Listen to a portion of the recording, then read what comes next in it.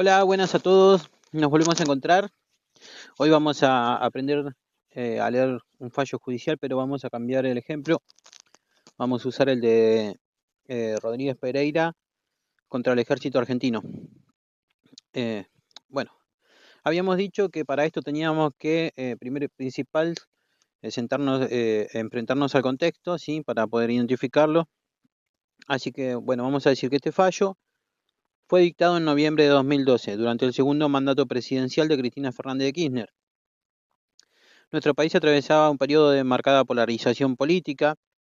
Ese mismo mes se produjo una de las mayores protestas ciudadanas de la era kirchnerista, que era el famoso 8N, ¿se acuerdan? El 8 de noviembre, el cacerolazo masivo.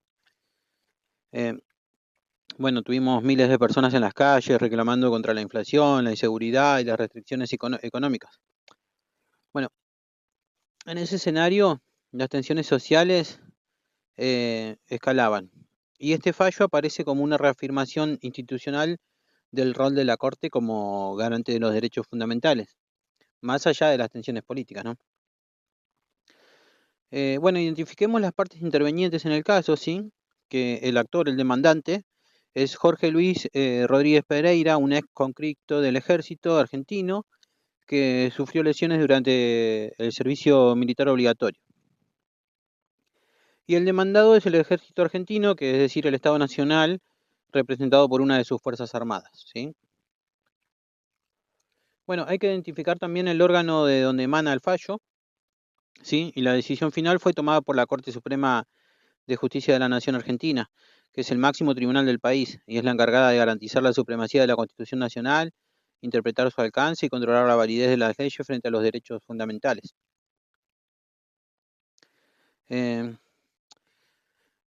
bueno, ahora vamos a centrarnos en los hechos para entender la historia, ¿sí? Rodríguez Pereira, un joven ciudadano argentino, fue convocado al servicio militar obligatorio y durante ese servicio sufrió lesiones que afectaron su integridad física. En lugar de aceptar pasivamente las consecuencias, él decidió reclamar una indemnización por daños y perjuicios. ¿Y cuál era la base de su reclamo? Bueno, el derecho civil común que dice, si me dañaste, me tenés que reparar. Sí. Bueno, la justicia de primera instancia le dio la razón y la Cámara Federal de La Plata confirmó esa decisión y es más, aumentó el monto de la indemnización. Pero el ejército apeló a la Corte Suprema diciendo que existía una ley especial para el personal militar y que esa ley limitaba el monto de las indemnizaciones. En otras palabras, que los conscriptos no podían reclamar como cualquier ciudadano común. Y ahí es donde empieza la verdadera batalla del debate legal, ¿no? Bueno, identifiquemos ahora entonces cuáles son los derechos en pugna.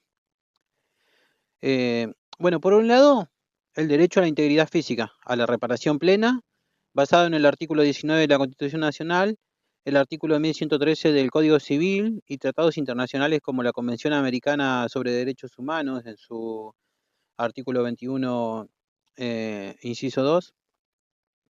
Y por el otro, el sistema resarcitorio especial para militares, previsto en la Ley 19.101, reformada por la 22.511, que limitaba las indemnizaciones para conscriptos con lesiones menores al 66%. Entonces, ¿puede una ley especial imponer un régimen indemnizatorio inferior aun cuando está afectando derechos fundamentales? Una linda vuelta de tuerca. Bueno, identifiquemos ahora las normas jurídicas involucradas, ¿sí? Tenemos el artículo 19 de la Constitución Nacional, que reconoce la libertad individual y la protección contra daños. Tenemos el artículo 1113 del Código Civil, vigente en ese momento, que es base del deber de reparar todo daño injusto. Tenemos el artículo 76, inciso tercero, apartado C, de la Ley 19.101, que fue modificada por la 22.511. Es una norma que limitaba la reparación por debajo del 66% de incapacidad. Y tenemos la Convención Americana de Derechos Humanos en el artículo 21.2, que protege el derecho de toda persona a ser indemnizada si se le priva de sus bienes o derechos ilegítimamente. En cuanto a la sentencia, La Corte por mayoría declaró inconstitucional la norma del régimen especial militar, ¿sí? Que era el artículo 76, inciso tercero, apartado C, por violar derechos de jerarquía constitucional. Es decir, invalidó ese artículo y confirmó que el actor tenía derecho a recibir una indemnización completa como cualquier otro ciudadano. La Corte dijo con claridad, no puede aplicarse un régimen especial que otorgue una reparación sustancialmente inferior a la que corresponde por el derecho común, porque eso vulnera los derechos humanos y constitucionales. En cuanto al holding, que es la doctrina central y obligatoria del fallo, es un régimen especial que otorga al accidentado un resarcimiento sustancialmente inferior al previsto por el derecho común y que no contempla todos los daños sufridos, viola la Constitución Nacional y los tratados internacionales de derechos humanos. Por tanto, debe aplicarse el régimen de reparación integral del derecho civil común. Es un principio claro y categórico que sienta jurisprudencia para todos los casos similares. En cuanto al obiter dictum, bueno, la Corte también dejó algunas reflexiones doctrinarias importantes que, si bien no son vinculantes, enriquecen el fallo, ¿sí? Y una vez que reafirma que los tratados de derechos humanos tienen jerarquía constitucional, artículo 75, inciso 22, sostiene que todos los jueces, no solo la Corte, ¿sí? Tienen que ejercer el control de constitucionalidad y de convencionalidad, incluso de oficio, ojo. Y recuerda que el principio de indemnización plena no admite indemnizaciones simbólicas ni resarcimientos paupérrimos.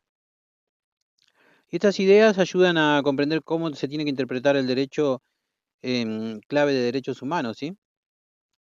Bueno, en cuanto al precedente, este fallo no surge de la nada misma, sino que la Corte lo construye sobre un cambio de doctrina iniciado en el caso Aquino del 2004, donde ya se había declarado inconstitucional un régimen de reparación laboral insuficiente. Y en ese fallo se había dejado atrás el viejo criterio, el de Bertinotti, ¿sí? Que está en el libro 315, foja 2207, que permitía limitaciones a la reparación. Entonces, Rodríguez Pereira consolida esa nueva línea jurisprudencial donde se impone el principio de reparación plena e integral de todo daño, ¿no? Incluso si el daño ocurre bajo un régimen especial como el militar. Entonces, el caso Rodríguez Pereira es una clase magistral de justicia constitucional. Muestra que ningún ciudadano puede quedar por fuera de la protección plena y de sus derechos y que las leyes especiales no pueden ser excusa para indemnizar menos, ¿sí? Así que este fallo no es que solamente resolvió el caso de un conflicto herido, sino que reconstruyó el puente entre el derecho y la dignidad humana. Bueno, eso es todo. Espero que les haya servido. Ya estamos pisando el examen, así que nos estamos viendo en la próxima.